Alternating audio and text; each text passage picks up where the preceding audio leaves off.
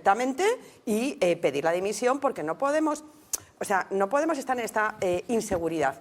Podemos tener en cuenta un montón de circunstancias. Antes había menos trenes, antes había más, ahora hay más trenes, etcétera. Pero vamos, o sea, no puede decir sí, no, cuándo, cómo. La seguridad no te la va a dar la dimisión de Óscar Puente, te va a dar esclarecer los problemas y solucionarlos. Y a partir de ahí lo que quiero es garantía de seguridad en la gestión de los servicios públicos.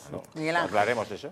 Pues yo creo que lo importante en todo esto, primero es determinar quién es el responsable. O sea, yo cuando estaba en política, a mí me llegaban cosas que era un tema de funcionarios. El ministro no puede estar sabiendo excesivamente en qué puesto, en qué punto del raíl él tiene que estar. No es un tema de ministro. Yo creo que esto es un tema de Adif, que es el que tiene la gestión de las infraestructuras ferroviarias en España. Entonces, las responsabilidades primero deberían dejarse en Adif.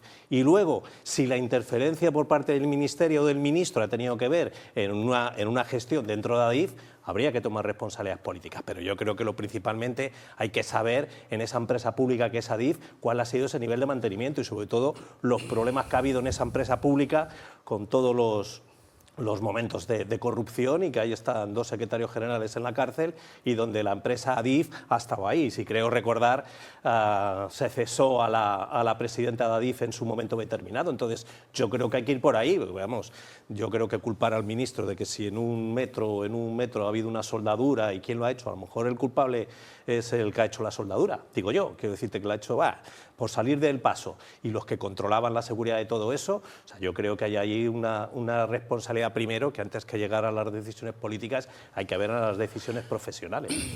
Bueno, yo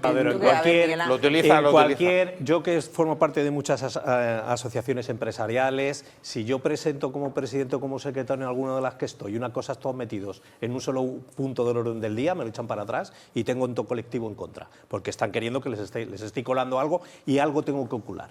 Yo creo que si hablamos de la democracia y hablamos de la transparencia, la democracia y la transparencia tiene que ver por punto, sin ningún tipo de problema. A mí en mi vida profesional muy bien, por ser muy claro. En el momento que alguien huele algo raro, malo. No, si yo lo que quiero es que salga bien, lo saco por punto, un orden del día. Primero esto, y se vota individualmente y queda todo claro y queda todo hecho todo eso. Entonces, lo que no puede ser es que meto todo lo que me interesa, lo que me crea conflicto. Porque si lo que yo quiero es llegar a un acuerdo, y estás hablando de pensiones, que a todos nos afectas, y de las pensiones hablaríamos mucho, no lo mismo una pensión en Murcia que una pensión en Madrid, que una pensión en Soria, y no digamos de las pensiones de los autónomos, que es lo que me va a quedar a mí. A ver lo que va a quedar de autónomo, lo que nos va a quedar, que no es lo mismo, porque hay una gran diferencia entre ser trabajador por cuenta ajena, ser trabajador por cuenta propia. Es la mayor vergüenza que existe ahora mismo y se consiente por todos. La figura del autónomo es horrorosa, pero no pasa nada. Estos son los desvalidos de España. Estos son los sectores desvalidos. Yo soy 20 años autónomo. Eso es, y cuando estás diciendo aquí tengo que trabajar, te pones malo, lo que te dan, no puedo ponerme malo. No te puedes poner malo, porque te están dando una miseria. 700 euros te dan para que tú vivas y mantengas tu familia si eres autónomo, si estás de baja. Es una miseria y ahí no pasa nada. Las pensiones hay que revalorizarlas, pero lo que tú puedes dar a un autónomo que está en baja médica, no puedes. Te operan, tienes cáncer, 1000 cosas, 700 euros. Y antes no había bajas, Antes no había bajas. Y antes no tienes, pero es que esta dan... y por supuesto, sigues pagando tu cotización de autónomo los 3 primeros meses, pero no puedes cobrar, me da 700 euros la mutua y luego tengo que pagar 300 y se queda un autónomo mantiene una familia y decís que las pensiones, ya quisiera yo que un autónomo tuviera menos reservado, una pensión no contributiva. O sea, que es que vamos a hablar de las pensiones, pero al final, ¿quién está sujetando todo este sistema, ¿no? Yo creo que es importante que hagamos una mención y que se tomen soluciones, porque al final es todo, venga, darle un platillo, pero estamos hablando con gente que debate y está en el Congreso que no tiene la mayoría de preocupaciones y realidades de lo que es el entorno del país. Y son chapuceros. Es así, no se puede hacer eso. Tú quieres tranquilidad, quieres alegría, punto por punto separado. ¿Cuál es el problema? Yo quiero transparencia, quiero tranquilidad. Yo pienso esto. Miguel Ángel, te voy a decir los puntos, ¿vale? A ti y a todos. Tenemos, por supuesto, las pensiones, que me parece perfecto que se tengan que, revalorizar. La bonificación al transporte, escudos antiopas, congelación como medidas adicionales de la botella de butano y ayudas a la compra de bicicletas eléctricas. ¡Hombre! Sin mencionar, que ya lo hemos dicho, lo de la ley antidesahucio. O sea, vamos a ver. ¿Y alguna cosa más? porque nos faltan los grandes expresos europeos. O sea, vamos No a se- no se puede ser consentir eso. coherentes, vamos a ser gestores de lo político profesionales y vamos a poner cada cosa en su sitio. En ¿Qué el es lo que mundo pasa? esto Que es- estamos, a que ver, estamos con un parlamento muy complicado. Entonces dicen, bueno, hacemos todo esto porque si lo sacamos ya sacamos todos del tirón. Hombre, no. No, yo no. creo que lo que se vende ahí es posterior el discurso político de se aprueba o no. Y punto. Claro. Pero no hay un discurso racional de cada punto. Claro. Que eso es lo complejo. Y yo, Miguel Ángel saca un tema, yo soy autónomo, 20 y tantos años. Y yo no sé por qué ningún partido, en ningún momento de la historia de este país reciente ha abordado el tema de los autónomos con las garantías que necesitan los autónomos y este país. Pero más que nada, pero ya no hablo, yo soy el primero que dice, oye, mis impuestos los pago. Pero yo creo que los autónomos, y lo ha dicho Miguel Ángel que estaba hablando, es la protección ante...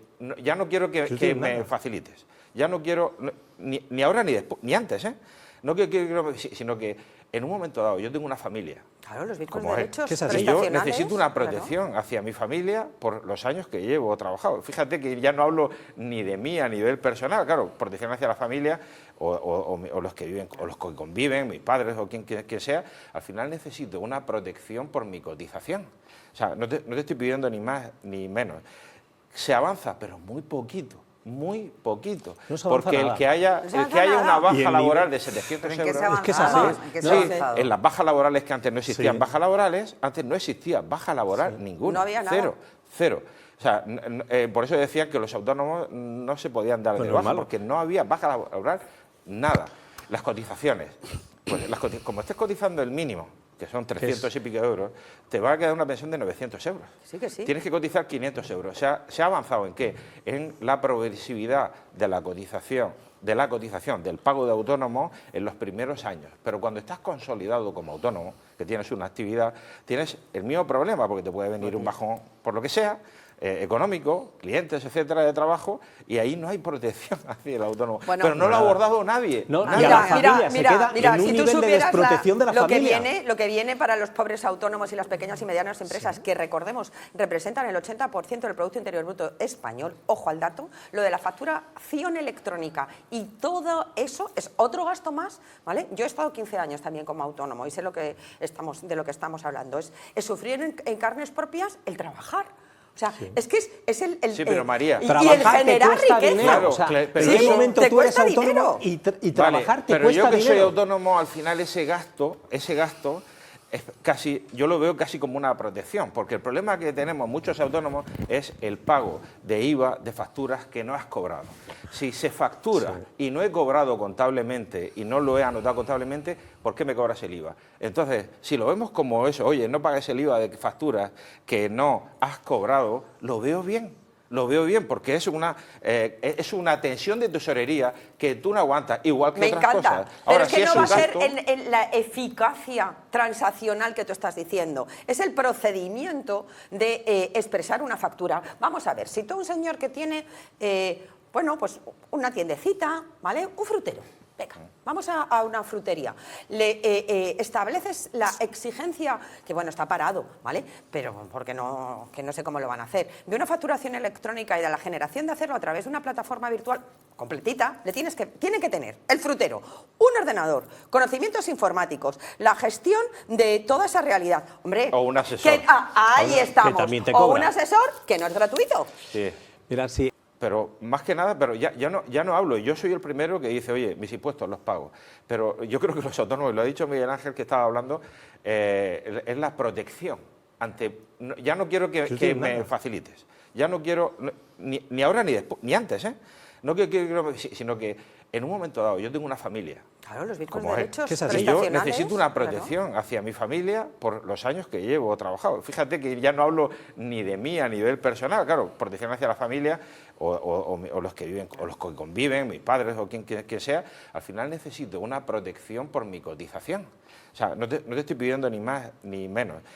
Se avanza, pero muy poquito. muy poquito. No se avanza porque nada. el que haya, No se el que avanza haya nada. una Y baja el laboral nivel- de 700 ¿Pero en qué se euros... Es que es avanzaba? así. ¿En qué se Sí, avanzado? en las bajas laborales que antes no existían Sí. bajas laborales, antes no existía baja laboral ninguna. No había nada. Cero. O sea, por eso decía que los autónomos no se podían dar Pues de no es baja, malo. porque no había baja laboral, nada. Las cotizaciones, pues como estés cotizando el mínimo, que son 300 y pico euros, te va a quedar una pensión de 900 euros. Sí que sí. Tienes que cotizar 500 euros. O sea, ¿se ha avanzado en qué? En la progresividad de la cotización, del pago de autónomo en los primeros años. Pero cuando estás consolidado como autónomo, que tienes una actividad, tienes el mismo problema, porque te puede venir un bajón por lo que sea, económico, clientes, etcétera, de trabajo, y ahí no hay protección hacia el autónomo. Bueno, pero no lo ha nada. abordado nadie. No, Nadie. y a la familia se queda en un si tú nivel de supieras desprotección de la lo familia. lo que viene para los pobres autónomos y las pequeñas y medianas empresas, que recordemos, representan el 80% del Producto Interior Bruto español, ojo al dato, lo de la facturación electrónica y todo eso es otro gasto más, ¿vale? Yo he estado 15 años también como autónomo y sé de lo que estamos hablando, es sufrir en carnes propias el trabajar. O sea, es que es el Sí, pero María, y el trabajar te generar cuesta riqueza. dinero. Claro, O sea, pero ¿en eso- qué momento te tú eres cuesta autónomo dinero. y trabajar Vale, te pero cuesta yo que dinero? soy autónomo, al final ese gasto es casi, yo lo veo casi como una protección, porque el problema que tenemos muchos autónomos es el pago de IVA de facturas que no has cobrado. Si se factura y no he cobrado contablemente y no lo he anotado contablemente, ¿por qué me cobras el IVA? Entonces, si lo vemos como eso, oye, no pagues el IVA de facturas que no has cobrado, lo veo bien. Lo veo bien porque es una tensión de tesorería que tú no aguantas, igual que Me otras encanta, cosas. pero Ahora, es que si no es va a un ser gasto- en la eficacia transaccional que tú estás diciendo, es el procedimiento de expresar una factura. Vamos a ver, si tú un señor que tiene, bueno, pues una tiendecita, ¿vale? Un frutero. Venga, vamos a una frutería. Le estableces la exigencia, que bueno, está parado, ¿vale? Pero porque no, que no sé cómo lo van a hacer, de una facturación electrónica y de la generación de hacerlo a través de una plataforma virtual completita, tiene que tener el frutero un ordenador, conocimientos informáticos, la gestión de toda esa realidad. Hombre, O un asesor. Ahí estamos. que también te o cobra. un asesor que no es gratuito. Sí. Mira, si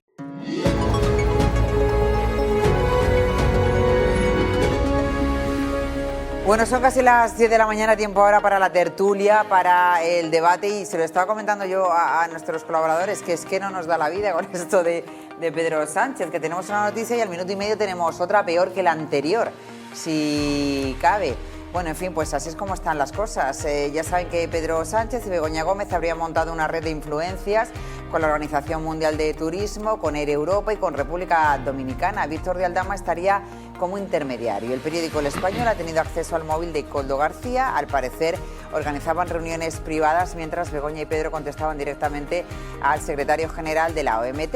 A cambio, bueno, pues a cambio, el gobierno cedió una sede gratis durante 75 años a la OMT y rescató Air Europa. Begoña ganó patrocinios y visibilidad para su centro de estudios y acaban de publicar en El Español más mensajes entre Koldo y Begoña y Pedro Sánchez, donde Begoña y Pedro Sánchez al parecer dicen que ya han hablado con el presidente de la OMT, o sea que lo confirman. Bueno, eso por un lado. Por otro lado, El Confidencial también en las últimas horas ha asegurado que Borja Cabezón, que es amigo íntimo de Pedro Sánchez y adjunto a la Secretaría de Organización del PSOE, usó empresas fantasma y testaferros para eludir impuestos durante años. Lo hizo con una red con ramificaciones en Reino Unido y en Costa Rica y comenzó a funcionar cuando Cabezón empezó a ostentar cargos políticos. Hay más cosas, pero vamos a ir poco a poco porque si no es que se hace bola, ¿no? Se nos hace bola. Miguel Ángel Díaz, Andrés Ballesteros, estás que te sales, como politólogo. Uf. Ahora hablaremos también del CIS de Tezanos, a ver si Venga. alguien entiende eso, porque yo... No, eso no lo entiende probablemente ni el propio Tezano. ¿no? Bueno, pues ahora veremos qué gana con eso, porque si hace eso es porque entiendo que él entiende que algo gana con eso. Bueno, todo este mare magnum que nos está llegando, más la semana pasada con las saunas del padre de Begoña Gómez y todo este follón, ¿pensáis que va a acabar en algo o aquí no va a pasar nada como está pasando en los últimos años con Pedro Sánchez? Por cierto, que hoy es la rueda de prensa del Consejo de Ministros y le han puesto una hora que es inusual. Normalmente es 12, 12 y media, hoy es a las 10 y media. Luego la vamos a escuchar y a ver para ver si es que tienen algo que decir. Miguel Ángel. Pues yo creo que debería pasar, ¿no? Si no, menuda democracia en la que estamos viviendo. La dictocracia que nos tiene Pedro Sánchez, en la que estamos todos metidos, pues es así, cada día va a salir todo un poquitín más, ¿no? Yo espero que sí, yo creo que el Estado de Pero ahora Derecho... van a salir y van a decir, es un bulo, son los Ya, medios afines a los fascistas. Sí, pero como los todo, que... luego al final llega la realidad. O sea, que eso lo han dicho siempre, lo han estado diciendo, los dos secretarios generales que han pasado también, y entonces yo creo que esto tarde o temprano va a salir. Yo creo que la bola va a ser muy grande y va a ser insostenible. Lo que no sé precisamente la gente de verdad del Partido Socialista qué es lo que está haciendo.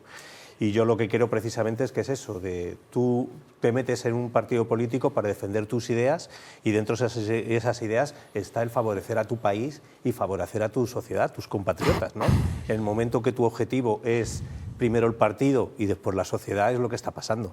Yo creo que hay gente honesta, muy metida en política, gente honesta dentro del Partido Socialista, que en algún momento tienes que decir algo, ¿no? Eso va en contra de tu propio ser, va en contra de tu propia dignidad. Y yo creo que esa propia gente al final dará un paso al frente, porque no se puede tener como primera actividad... Se hizo un listado, apareció una lista de gente que estaba en contra de lo que se estaba haciendo y eso ha desaparecido. Quiero decir que cada vez que hay un intento... Cada vez que se da un paso adelante, luego hay dos atrás y ya no se vuelve a hablar del tema. El problema es que mucha gente vive de la política precisamente y no puedo decirlo porque ahí viene el pan, es así. Entonces, ¿qué es lo que es principal? Llevar comida a casa y eso es un tema de trabajo o la actividad en la que hay. Yo creo, eso evidentemente hace bastantes años la gente se metía en política porque quería desarrollar la democracia por el país, peleaba por ello, por eso fue la consecuencia, es esta Constitución que tenemos y que nos dirige, en el cual todos querían llegar a la democracia, todo el mundo, y por eso todos cedieron, desde un lado como del otro. Ahora, en el momento cuando el objetivo es el partido, que funciona como una empresa, donde lo principal es el partido y tú haces lo que el partido diga, porque el partido determina como si fuera una empresa, se ha desvirtuado, ¿no?, la realidad de lo que es un partido político, pero aún así yo creo y espero, y conozco gente en muchos partidos que son honestos, si llega un momento al lado, lo que deben hacer precisamente es decir, me voy del partido, que yo siempre les digo que se equivocan, porque es fácil, no, yo no voy a ir en contra de mi partido, me voy a casa, pero estás yendo en contra de la ciudadanía, estás yendo en contra de tus compatriotas, tienes que mojarte, porque esa es por lo que tú metiste en un partido político, y no porque no voy a ir en contra de mi partido, no ir en contra de tu partido, estás yendo en contra de la democracia, estás yendo en contra de la dignidad de las personas, estás yendo en contra de que tu país crezca, se desarrolle y que tengamos un marco de convivencia además y que tengamos una unidad de país, ¿no? Que por eso muchos problemas por ahí por donde vienen. Entonces yo apelo y en mi mundo personal les apelo que tienen que dar un paso. Lo que le dices tú es muy fácil,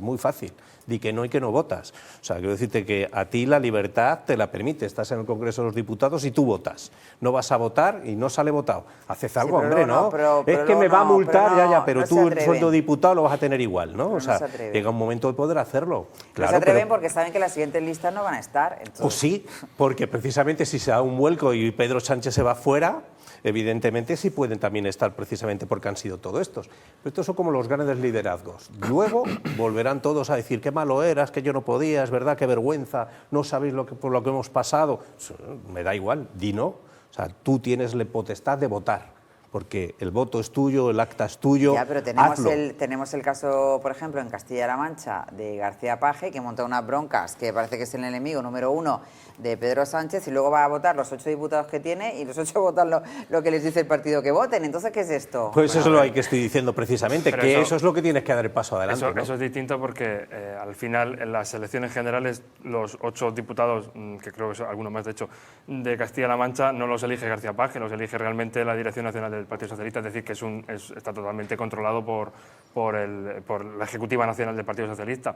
Entonces no se le puede atribuir directamente a García Paje ese tipo de cosas. De todas formas, aquí hay dos conceptos totalmente distintos que hay que tener en cuenta. El primero es que García Paje es una disidencia controlada dentro del Partido Socialista, como siempre lo ha sido el Partido Socialista de Castilla-La Mancha. Castilla-La Mancha, y además es un éxito, ¿no?, para ellos, porque realmente lo que demuestra es que saben cómo es su electorado. Castilla-La Mancha es un electorado un poco más escorado hacia lo conservador, sin embargo, es uno de los grandes feudos del Partido Socialista de toda la vida. ¿Cómo es esto? Pues bueno, si conoces un poco a tu electorado y sabes que a tu electorado a lo mejor no le cae muy bien Sánchez, a lo mejor tú lo que tienes que hacer es confrontar un poco con Pedro Sánchez, ¿no? Pero siempre desde un punto de vista controlado, por eso es siempre retórica, pero luego cuando llega el momento de la verdad, pues en las ejecutivas nacionales, García Paje vota lo que vota, ¿no?, que es a favor de la Ejecutiva Nacional. O sea que es un personaje. Claro, pero como lo fue Barreda en su momento, incluso Bono también. Siempre eran un poco díscolos con la Ejecutiva Nacional, pero simplemente por saber cómo es su ciudadanía. A lo mejor lo que tendría que hacer el Partido Socialista de aquí de la región de Murcia es también tomar un poco de ejemplo con García Paje y hacerlo un poco lo mismo, ¿no? En una comunidad autónoma donde Sánchez está muy denostado. ¿Y pues por qué no lo hacen? Porque cuando se le ha pedido al delegado del Gobierno, por ejemplo, en Murcia, que ayude, que eche una mano o que se pronuncie... Me viene fenomenal porque es el segundo concepto que quería traer a la palestra. Hace un poco más de 100 años se presentó un libro, Robert Mitchell lo presentó, que se llama Partidos Políticos, ¿no? Que es un poco un santo grial para los que hemos estudiado ciencia política. Bueno, un precursor de lo que es los sistemas de partidos políticos y demás. Y en ese libro se demuestra una ley en ciencia social, qué esperanza que tiene para más o menos seguir, para que le sigan dando los números, ¿no? Intentar estirar el chicle para que ese desangramiento sea cada vez mayor y que haya una situación mucho más paritaria con respecto a Vox, incluso que haya una triple división en el voto de derecha con se acabó la fiesta. Yo siempre digo que habrá elecciones generales cuando se acabó la fiesta empiece a estar en los medios de comunicación todo el día. Eso es importante. Interesa, de hecho, Tezanos ya lo ha metido en el CIS, lo Claro. ha metido con un 2% de probabilidad de voto. Todos sabemos quién es el señor Tezanos, que es el responsable. Insisto, un gran estadístico, no estadista, que estadista de Estado, estadístico es de numerología, que está haciendo un trabajo interno totalmente manipulado por el partido. Todas las intenciones de voto que estamos viendo desde la primera legislatura de Sánchez están engordando siempre a la izquierda y minimizando o reduciendo las posibilidades de la derecha, que luego en las elecciones se ven con un margen de 15-20 escaños a favor del Partido el Partido Socialista, que nunca se han encontrado en ese CIS. Las predicciones de los centros de estudios sociológicos son bastante acertadas y siempre salgo a defender un buen estudio. Lo que pasa es que a la hora de interpretar ese resultado, lo que es partidista es decir, que la tendencia es esta porque se dejan llevar, ¿no? Sí, pero también te has dado cuenta que en todo la oposición también juega, ¿eh? O sea, quiero decirte que Pedro Sánchez puede decir esto es como un partido de fútbol y esto es deporte. Lo que haga el Partido Popular también ahora, que para mí se está equivocando en la estrategia que está haciendo, porque la ciudadanía lo que quiere es tranquilidad. Quiere tranquilidad y no quiere levantarse todos los días por la mañana enfadado, encabronado. Dice, se han dejado la prensa, ya sabéis que está muy mal, las emisoras de radio en general que están ahora mismo emitiendo han perdido mucha audiencia, precisamente porque la gente está un poco saturada. Si el Partido Popular tiene otra visión, todo el votante descontento, que como Felipe González dice, yo tengo que votar en blanco porque no va a salir en público decir que no va a votar al Partido Socialista. Si esas personas que son del Partido Socialista, que son realmente los que han vivido la Constitución española y le han llegado a este marco de libertad que tenemos, si el Partido Popular es capaz de coger ese voto que va a ir de esa abstención y que están enfadados con el Partido Socialista, pero buscan un partido tranquilo, sereno, con proyección de futuro, las cosas cambiarán, ¿eh? Porque la escena derecha de Vox se la está copando. Lo que tú no puedes estar peleando por el mismo sitio. Esto es marketing. Como sabéis, el posicionamiento, el mercado me está diciendo, yo tengo que moverme un poquito, me oscuro más al centro, que era la figura de Ciudadanos, ¿eh?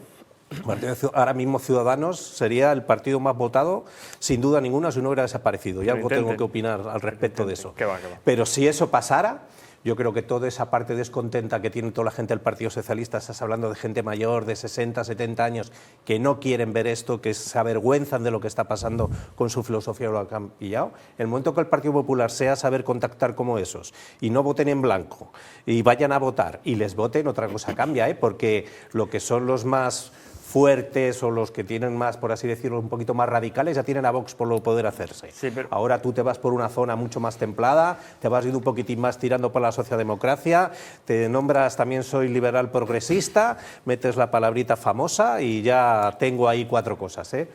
Pero eso es una visión que es totalmente lógica y que a lo mejor viene desde un punto de vista mucho más de lo que es elegir un producto, ¿no? Es decir, estamos hablando de marketing y si hay un marketing es porque hay un producto, ¿no? Y evidentemente tú puedes elegir un producto.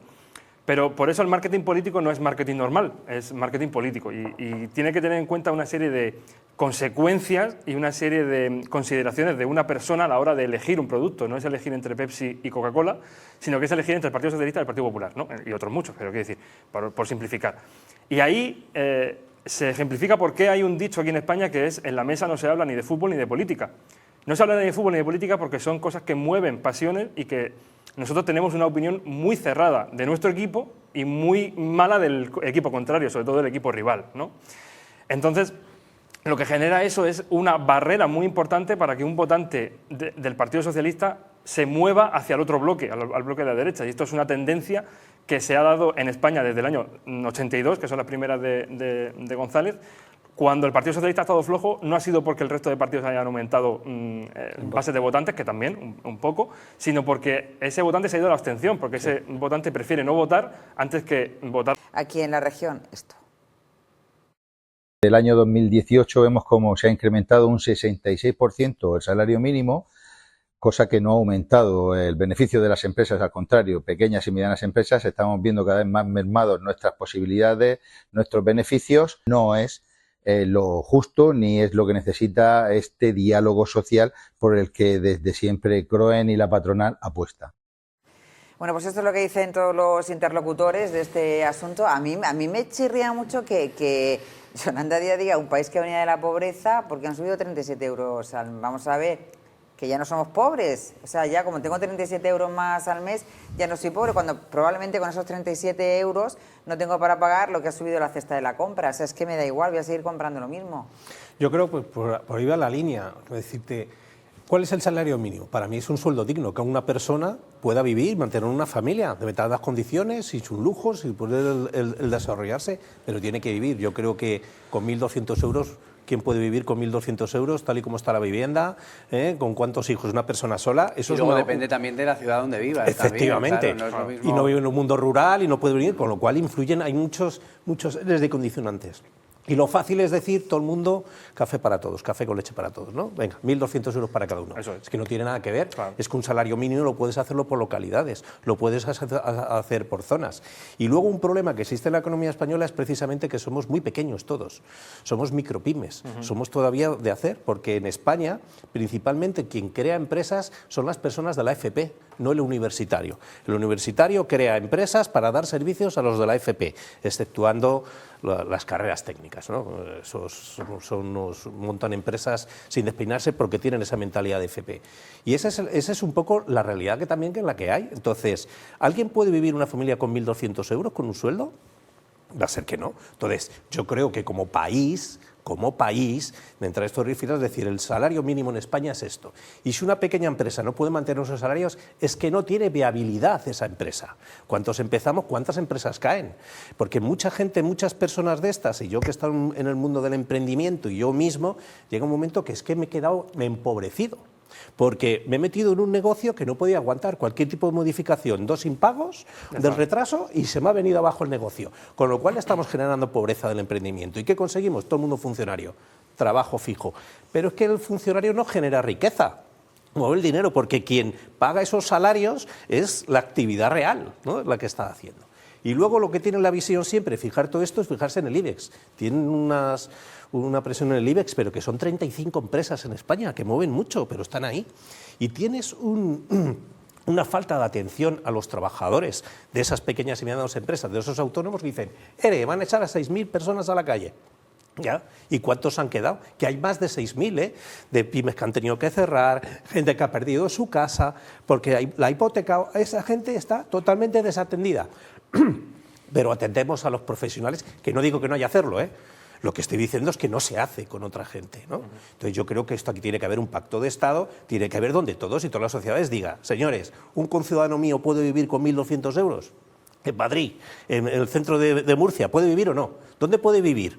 Porque hay que hacer, no tenemos nada, con lo cual está ahí. Entonces, todo lo que sea de empobrecemos y todo este tipo de realidades, tenemos que pensarlo todo, porque esto es panfleto, esto es propaganda, no que te suban 30 euros al mes. Hombre, al que gana 1.200, que lo den 1.235, dice, con esos 35 me quito una carga, claro. A otros que tenemos una cosa normal, que tú me des 35 euros, mira, quédatelos, ¿no? En ese sentido. Entonces, es importante que se hagan dónde están realmente los sitios, dónde están, en Extremadura qué nivel de vida tienen, qué tipo de salarios son los que tienen. Házmelo, porque si encima lo que tú haces, tú me igualas ahí un nivel de salario, voy a entrar en gasto, y si voy a entrar en gasto, se me va a mover la economía, que todos sabemos cómo funciona. Eso Para es que así. nosotros funcionemos, el dinero tiene que moverse. Eso sí. Entonces yo creo que tenemos que determinar todo esto, pero hay que fijar un sueldo digno, o sea, mínimo, digno. Ahora me dicen, no sé si serán 1.200, 1.400, pero depende. A lo mejor un sueldo en Madrid tiene que ser 1.800, pongo por decir, o en Murcia 1.700. ¿De acuerdo?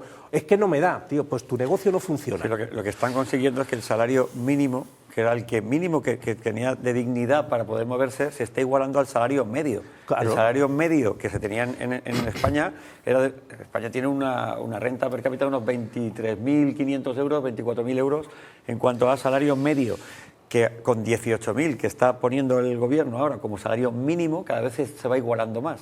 De manera que ese salario medio que hacía que las personas tuvieran cierta flexibilidad para adaptarse a unas circunstancias de mercado, como bien estás diciendo, Claro. ahora mismo nos estamos empobreciendo porque se están igualando Correcto. al mínimo del Correcto. todo. Pero Pero volvemos sí. a lo mismo. Una empresa cuando se genera un negocio, cuando se emprende, necesitas tener tres costes muy claros. Una es la materia prima con la que vas a generar el negocio, otros son los gastos generales, que los gastos generales son la luz, el agua, el local, el alquiler, el teléfono, y luego está la mano de obra. Si la mano de obra constantemente le subes ese precio, se tiene que incrementar en los precios finales del emprendedor. Y dices, bueno, pues al emprendedor favorécele, igual que estás favoreciendo el coste de un salario mínimo, favorécele en políticas que pueda tener para poder emprender, para que sea más, que el gobierno esté de acuerdo con que determinadas empresas sean las que están fluyendo, como empresas saludables, empresas de salud mental, empresas de ejercicio físico. Pero es que si haces al revés, el emprendedor o el empresario es el diablo, es el demonio, es el enemigo a batir, pues las personas lo que hacen es tenerle rabia a los jefes. Y cuando van, que el problema que estamos teniendo ahora mismo en la sociedad es que no se encuentran personas para trabajar. Y hago un espectro político que tenemos donde, pues no sé si el PSOE ahora es capaz de recoger o no a ese votante de izquierdas. Que tengo muchos amigos de votantes de izquierdas que me lo dicen, Ángel, es que estamos indignados y no sabemos qué hacer. Y pues, claro, ¿qué van a hacer? Pues ¿sabes lo que pasa? Que la gente está haciendo cosas sola. Acabo de leer que, ¿os acordáis? Supongo que sí, de ese anuncio de Pedro Sánchez, de los jóvenes de menores de 16 años no tendrán acceso a redes sociales. Vale, ¿qué ha sido eso? Pues no sabemos. ¿Qué han hecho en Las Rozas? 400 familias se han unido en un que se llama Plan Familiar o Encuentro entre Familias, entonces han decidido los 400 que a sus hijos menores de esa edad les han quitado los móviles, a todos, o sea, no los tiene nadie, como no los tiene tu pandilla de amigos, pues tú tampoco lo tienes, y es una forma al final de hacer cosas, porque si nos tenemos que guiar por los anuncios de cosas que se van a hacer, nos podemos... Hombre, tú como padre le puedes quitar el teléfono a tu hijo menor, pero tú como Estado no puedes regular que una empresa privada como puede ser Meta o TikTok. Oye, entonces, ¿para qué regule. sale? Entonces, ¿para qué lo...? No estoy yo muy de acuerdo con eso, ¿eh? Yo creo que la protección al menor tiene que estar por encima de todo, ¿eh? La protección al menor es el protección pero- al menor. pero y tú no puedes- un país tiene que protegerse protección al menor. Bueno, hoy, por Pero cierto, tú no el puedes- Consejo de Ministros... Sí, como hoy- que no, Obligar a una como empresa ley- a que haga ese tipo de cosas. Sí, yo creo ¿A que una sí, porque multinacional? dice, con 14 años los niños no usan móvil. ¿Y no usan móvil? Porque lo digo yo, porque yo estoy resguardando, porque es un tema, una Vamos a medida ver. sanitaria, Pero que ¿sabes es lo que como pa- yo lo veo. Pero si es que La el problema es preclusión- que ese límite ya está. O sea, en las redes sociales tú no te puedes crear una cuenta si no tienes 14 años. El problema Bueno, es que pero es eso fácil. está saltando todavía. Yo tengo que tener unas medidas Yo me lo represivas saltaba en su para momento. que sucedan. Eso. Porque volvemos a lo mismo, gobernamos y sacan leyes que se incumplen sistemáticamente porque no las controla el Ejecutivo, que su labor es ver y velar por esa ley, no lo hace. Entonces, yo como ley digo, ¿y por qué no hasta los 16? Pues hasta los 16 nadie puede tener acceso a ese tipo de cosas. Y tengo que tener unas medidas. Y por cada niño que entre tienes una multa de 1 millón de euros. Sobre todo Cuando Ya un verás niño tú entra a una como Meta y todos los demás están determinando esto. a una página porno web de, por ejemplo, pedofilia, no sé qué, eso está registrado. Y a los 5 minutos tienes a la policía en tu casa. ¿Esto Claro. por qué no? Efectivamente, yo creo que es así, Está pero exactamente al a menor hay nivel que educativo. protegerlo siempre. A nivel, siempre. Miguel Ángel, a nivel educativo ya tenemos estudios que están evidenciando el poder que tiene la tecnología sobre la merma en cuanto a aprendizaje. Claro. No es el estudio o la memoria, es el aprendizaje. Hasta los 14 años es recomendable entre los 10 y los 14 es recomendable que no toquen determinados dispositivos, porque lo que están favoreciendo es la dispersión en cuanto a la focalización de la atención en el aprendizaje. Tenemos estudios que son muy recientes, entonces de lo que se está tratando es que la legislación se tiene que adaptar a la cultura y se tiene que adaptar a la evolución de las sociedades. Aquí hace ya tiempo se prohibió, fue creo que hace un par de años o más, que los chavales utilizasen o llevasen los móviles al colegio, y a partir de ahí hay unos estudios que dicen que han bajado los niveles de bullying, de acoso y todo este tipo de cosas. Es que está... Pero es que volvemos a lo mismo, es legislar sobre algo que ya hay. Porque yo no hace tanto que dejé el instituto y cuando yo iba al instituto no se podía estar con el móvil en ningún sitio, ni en el recreo, ni en clase, ni en ningún sitio. Entonces ahora ha salido la ley para que no se pueda. ¿Y cuándo se ha podido? Es que no sé cuándo se ha podido llevar un móvil a no, la vamos, que sí se podía, y si era una norma no escrita, pues era laxa, y entonces los chavales sacaban los móviles y ya está. Yo no tengo un hijo de esa edad. Y ahora ya, como te pillen con el móvil, es que te lo quitan y tiene que ir tu padre a buscarlo. Pues en mi época, que no hace tanto, si te pillaban con un móvil, te lo cogía el director y se lo guardaba hasta que viniera tu padre. Sí. Y eso hace antes de la ley, en 2018. Vale, 2017. Pero ahora a lo mejor se han puesto más serios, porque todos llevan móviles, lo que pasa es que lo llevan en la mochila y apagados. Es lo mismo que el límite de edad para entrar a las redes sociales. Si tú haces esa ley, tienes que obligar a Meta y a TikTok a que haga verificaciones reales de que tú, la persona que está accediendo en ese momento, es un menor o no es un menor. Eso implica un gasto para esa empresa que no va a asumir, evidentemente, porque implica, por ejemplo, validaciones por DNI, validaciones de cámara constantes para ver quién es el que está usando el dispositivo. No es tan fácil como decir, no, ya no entran jóvenes en redes sociales, sino que la empresa en cuestión tiene que aplicar en su aplicación... Vale, pues si no puedes hacer una cosa, por favor, o intenta arreglarlo o no lo anuncies. Pero yo creo me dice el supermercado de enfrente que me va a regalar naranjas. Tecnológicamente eso es posible. Es posible. Es muy posible claro ya. Sí. Y habláis de la vivienda, ¿no? Del PSOE que lleva desde que entró diciendo que va a construir no sé cuántas viviendas sociales. Sí. Y todos los gobiernos autonómicos también, si esto es así. Que, insisto, con este tipo de noticias, efectivamente son gratuitas. Tú puedes hacer lo que te dé la gana. Populistas y si ya luego está. Pero por eso quién lo cierto, sabe. El tema es que quién sabe que se ha el cumplido. que va a buscar una casa para alquilarla, comprarla y no la tiene. Ese es el que la sabe. Por cierto, estamos pendientes de Cieza, porque esta noche se han llevado ahí un susto tremendo, sí, David. 100 vecinos han tenido que ser evacuados ahí de una de las céntricas calles del municipio de Cieza. Había peligro de que una de las torretas que sujetan una chimenea se viniera abajo, suponemos que con la fuerza del viento, y estábamos pendientes de la llegada de una grúa procedente de Valencia. Allí sí que nuestra compañera Brígida Cánovas. Brígida, actualízanos la información. Sí, estamos esperando a la grúa de grandísimo tamaño que va a llegar desde Valencia. Esta mañana iniciaba el recorrido, pero saben que un vehículo tan grande